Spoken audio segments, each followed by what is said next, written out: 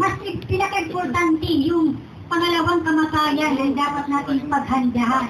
Kasi yun ang ilalaanan natin sa ating Panginoon, hindi yung makalupa, di ba? Kami, Diyos na malabot, araw-araw kami paksiw, busog na kami, hindi na kami nag-aaral, minsan isang gulay, kuntinto na kami, wala kami, malalakas kami. Diba? Kaya dyan katrabaho, importante, is kagulay, napaka-importante po sa katawan natin. Hindi na po kami nag-aaral ng anong bagay, ang pinaka-importante yung hindi tayo ginugutom ng ating Panginoon, mapapalad po tayo. Nakalipat. Salamat sa mga nanonood ng live, na walang sawang pagpanonood. Ito po ay hindi po mapapagam, hindi kayo mapapagod sa panunod sapagkat ito ay pinaka-importante ng pang-spiritual na buhay. Tatawagin na po natin ang ating pastor na si Pastor Alan.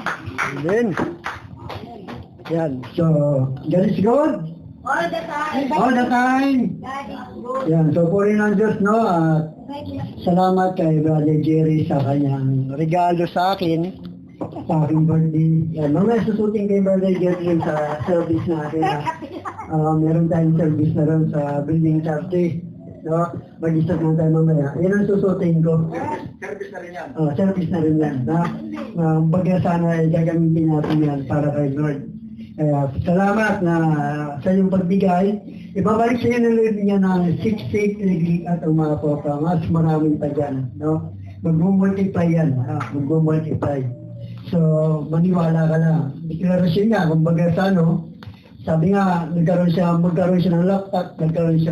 Dahil nga, yun ang hinihingi niya kay Lord. Yan din ako, sabi kay Lord, kung ako gagamitin mo, hindi talaga ako mangungupahan.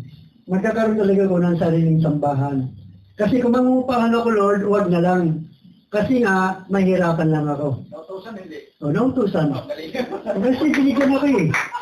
No? Binigyan ako. Ginamit si chairman. Pinatawag ko si chairman sa barangay. Pastor, punta ka sa building 8. Meron akong binigay sa iyo na 2 unit. Bakuran mo na. Gawin mo simbahan. Ayan. Binakuran mo na to. Sabi sa akin ng coordinator, bakuran mo na pa. Sabi ni chairman dito. Nasa iyo. 2 unit to. Ayan.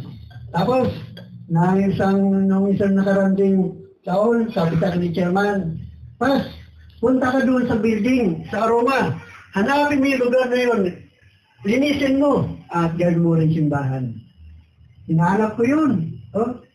Punta ko kaya, sa barito yung building 30. Sabi niya, yun. Kasi sabi chairman, yung